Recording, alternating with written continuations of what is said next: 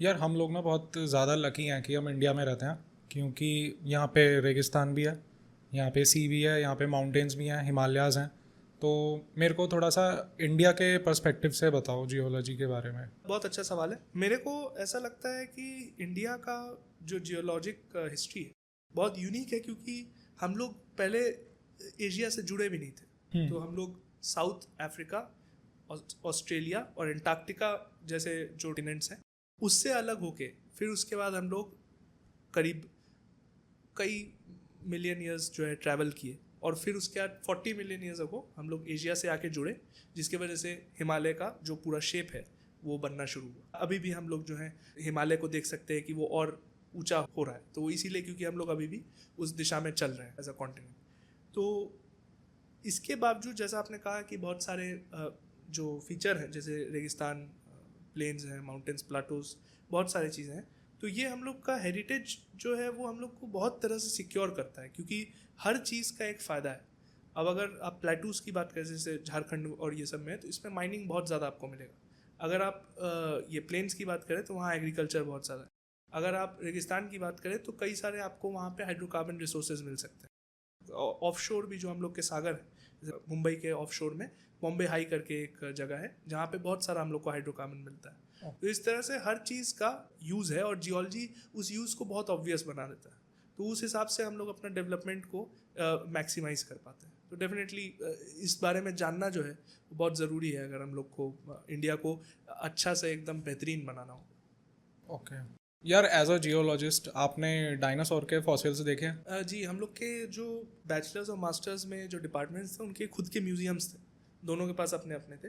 तो बैचलर्स में तो नहीं, लेकिन मास्टर्स में जो है वर्टिब्रेट फॉसिल्स कहते हैं, यानी जिनके रीढ़ की हड्डी होती है, तो उसमें डायनासोर के जो कहेंगे हड्डियाँ जो हैं वो पूरी तरह से फॉसिलाइज्ड हो जाते हैं, और फिर उनका जो है सैंपल्स वहाँ पे रखा गया था। तो डेफिनेटली बहुत इंटरेस्टिंग है, लेकिन हम लोग को जैसे मूवीज़ वगैरह में दिखाता है उतना ज़्यादा इंटैक्ट नहीं होता है। कभी कभी सिर्फ पैर की हड्डी या कभी कभी सिर्फ स्कल, यही सब मिलता है। लेकिन हाँ, वो डेफिनेटली हम लोग को ये बताता है कि हम लोग कहाँ से आए, क्योंकि कहीं ना कहीं डायनासोर्स और इंसानों का भी जो है एक कॉमन एंसेस्टर रहा होगा बहुत साल पहले, और बहुत मुश्किल है ये दिमाग में डालना।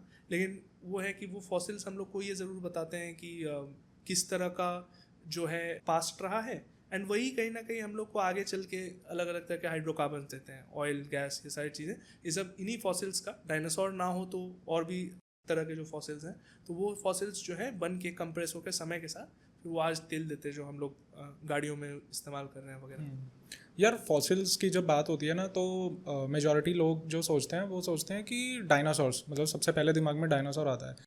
इंडिया में जैसे आपने काफ़ी जगह ट्रैवल भी करा होगा एज अ जियोलॉजिस्ट, तो और कौन से एनिमल्स हैं जिनके फॉसिल्स आपको मिले? क्योंकि मैंने ऐसा सुना है कि पहले के टाइम पे बहुत बड़े बड़े एनिमल्स होते थे, तो ऐसा कुछ आपको मिला? जी, तो जो बड़े एनिमल्स हैं उनको फील्ड में ढूंढना थोड़ा मुश्किल है, इसीलिए उसके लिए डेडिकेटेड फील्ड वर्क होता है। जैसे हम लोग के फील्ड वर्क थे वो ट्रेनिंग फील्ड वर्क थे, तो हम लोग को प्री डिस्कवर्ड साइट्स पे ले जाया जाता था ताकि हम लोग को वो एडुकेटिव पर्पसेस के लिए दिख जाए, कैसे फील्ड वर्क करते हैं, क्या एंड्योरेंस होना चाहिए, कहाँ नहीं जाना चाहिए, सांप बिच्छू से कैसे बचे। फॉसिल्स जो मैंने फील्ड में देखे, तो मैंने कच्छ में देखा था। न्यूमेलाइट्स करके होते हैं, ये थोड़े छोटे फॉसिल्स होते हैं लेकिन बहुत न्यूमरस होता है। तो क्या है कि जो फॉसिल का मिलना जो है वो एक प्रोबेबिलिटी है। जो बड़े फॉसिल्स होते हैं, बड़े जानवर होते हैं, बहुत अनलाइकली है कि वो पूरी तरह से प्रिजर्व हो पाए। कभी कभी उनका टूट फूट जाता है, या फिर कभी कभी कुछ एक्सपोर्ट रहते हैं तो वो नहीं रहते, और जो कवर्ड रहते हैं वो बच जाते हैं। लेकिन जो ये छोटे फॉसिल्स हैं, जो न्यूमेलाइट्स या और इस तरह के जो हैं, नाम तो बहुत टेक्निकल है, लेकिन इन तरह के फॉसिल्स जो हैं, क्योंकि ये बहुत न्यूमरस हैं, क्योंकि छोटे साइज़ के हैं, तो इनका जो है ये दिखेगा कि ये लोग बचे हुए हैं। तो ये हम लोगों ने देखा था। लाइमस्टोन वगैरह जो है वो बन गए थे पूरी तरह से, तो कई लोग जो है एक्चुअली उसको यूज़ करने की कोशिश करते कंस्ट्रक्शन इंडस्ट्री में, लेकिन थोड़े कुछ जियोलॉजिस्ट का जो एफर्ट था जिसकी वजह से वो बचे हुए हैं अभी भी। तो कच्छ में आपको ये दिखेगा। उसके अलावा जो फॉसिल्स हम लोगों ने देखे फील्ड के जगह, हम लोगों ने अपने लैब्स में देखे। तो हम लोग के जो लैब के प्रैक्टिकल्स हैं, तो उसमें माइक्रोस्कोप के अंदर भी कई फॉसिल्स होते हैं जो एक्चुअली हम लोग को ये बताते हैं किस तरह का उस तरफ वातावरण था। तो कुछ फॉसिल्स आपको कुछ ही तरह के इन्वायरमेंट में मिलेंगे, तो वो हम लोग को ये बताता है कि अच्छा, यहाँ पे कभी नदी बहती थी, यहाँ कभी पूरा महासागर था, यहाँ पे कभी पहाड़ी थी। ये और पता कैसे चलता है? क्योंकि कुछ फॉसिल्स जो हैं वो उसी वातावरण में मिलेंगे। अब जैसे उदाहरण के तौर पे अभी हम लोग देखें तो आपको बंदर जो है वो पेड़ों के साथ मिलते हैं। ज़्यादातर बंदर, कुछ बंदर बेशक आपको बिना पेड़ में, या फिर अगर आपको मछली जो है वो आपको ऐसे जगह में मिलेंगे जहाँ नदी हो, ठीक है, अगर फ्रेश वाटर है या सॉल्ट वाटर है तो उस तरह की मछलियाँ भी आपको मिलेंगी। तो ये फॉसिल्स को आइडेंटिफाई किया गया, और फिर इन फॉसिल्स से, जिनको इंडेक्स फॉसिल्स बोलते हैं, इससे हम लोग को कई हद तक ये भी पता चल गया कि इससे पहले यहाँ पे क्या था, और वो हम लोग को ये भी बता सकता है कि यहाँ पे किस तरह का हम लोग को डिपॉजिट मिल सकता है। तो जैसे अगर मान लीजिए कहीं पे बहुत ज़्यादा वॉल्केनो हो रहा है, तो हमें पता है कि वहाँ पे हम लोग को किसी तरह का मेटालिक डिपॉजिट मिल सकता है, या अगर जहाँ पे बहुत ज़्यादा मार्शी एरिया है तो हम लोग को पता है कि वहाँ पे हम लोग को कोयले का वो मिल सकता है जब मिलियंस ऑफ ईयर्स लेटर। तो ये फॉसिल्स हम लोग को ये बता सकते हैं इन द पास्ट कि कहाँ पे कौन कौन से तरह का इन्वायरमेंट है। डेफिनेटली काम आसान हो जाता है। जो फील्ड वर्क है वो कई तरह से, मतलब जैसे आपका थोड़ा दृष्टिकोण, जो पर्सपेक्टिव है वो बदल देता है। तो अब जैसे मैं इधर गया था उत्तराखंड में, केम्प्टी फॉल वाला जो आपने देखा होगा जगह को, तो वहाँ पे एक ये खजनावर राव करके एक है जगह, तो बस पहाड़ी है। तो वहाँ मैं गया, मैं बोला कुछ पता नहीं चला, मेरा पहला फील्ड वर्क था, मेरे को कुछ ये दिख नहीं रहा था कि मतलब क्या देखूँ यहाँ पे। लेकिन फिर उसके बाद जब मेरे साथ जो प्रोफेसर्स आए थे उन्होंने जब पॉइंट किया कि ये एक्चुअली जो है ये हिमालय का सबसे जो कहेंगे आखिरी जो एक तरह से फुट है, तो ये आगे बढ़ रहा है इंडिया की तरफ, इसके आगे सिर्फ प्लेन्स है।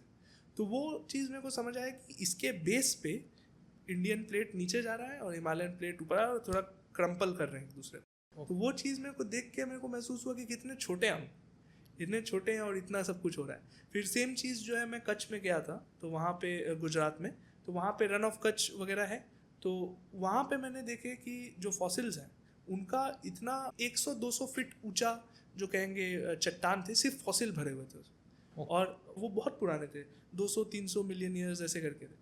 तो फिर उस समय ये मेरे को लगा कि कितना समय आगे और कितना समय पीछे है, कुछ पता ही। तो ये सब चीज़ें जो हैं ये सही में आपका दिमाग थोड़ा सा बदल देती हैं ये सोचने के लिए कि हम लोग का क्या सिग्निफिकेंस, हम लोग का पास समय कितना है, हम लोग के पीछे कितना समय बीता है। ये सारी चीज़ें जो हैं सही में एक एज अ ले मैन, जैसे जब मैं जियोलॉजी नहीं किया था तब मेरे को बिल्कुल मतलब इस सब का अंदाज़ा नहीं था। तो अब जो है मेरे को लगता है कि ये मेरे को रियल लाइफ में भी थोड़ा हेल्प किया है, ये सोच के कि अगर कभी परेशानी आती है तो मैं बोलता हूँ कि भाई जियोलॉजिक टाइम स्केल में हम लोग का उतना आधा जो है डिफरेंस नहीं बैठता है, तो इसलिए ज़्यादा बेहतर है कि हम लोग अपबीट रहें और मोटिवेटेड तरीके से चलें। तो ये फील्ड वर्क्स तो डेफिनेटली बहुत रिवॉर्डिंग है। नॉट टू मेंशन जो पीयर्स के साथ मैं गया, they our life long friends now, क्योंकि उनके साथ वो चीज़ को शेयर किया मैं, तो बहुत बढ़िया